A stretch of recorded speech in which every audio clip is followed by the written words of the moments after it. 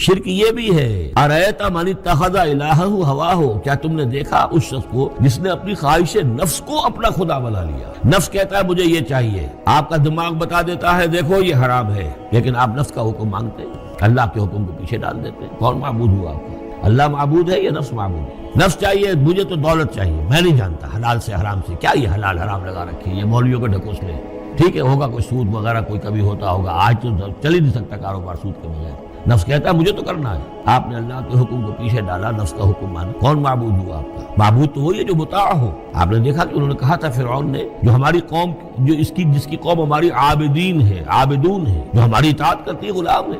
عبد وہ ہوتا ہے جو آقا کا حکم مانتا ہے، غلامی کرتا ہے، حکم مانتا ہے، فرما برداری کرتا ہے۔ تو تم نے نفس کی فرما برداری کی، تو تمہارا نفس جو ہے وہ تمہارا معبود ہے۔ اگر نفس کی خواہشات پر عمل کرتے ہو اور اس میں حرام کو بھی تم اختیار کر لیتے ہو جس کو اللہ نے حرام کیا ہے، تو نفس تمہارا معبود ہے۔